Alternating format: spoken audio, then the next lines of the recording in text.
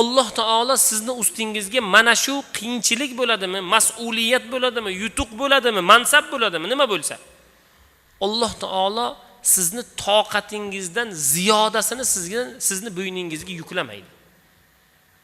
Alloh taologa shukr aytishlik, har bir musibatlarga, har bir narsalarga inshaalloh siz har birimiz sabr ila, yaxshilik ila Alloh taoloning arqonini mustahkam olgan holatda hayotimizni davom ettirmoqligimiz kerak.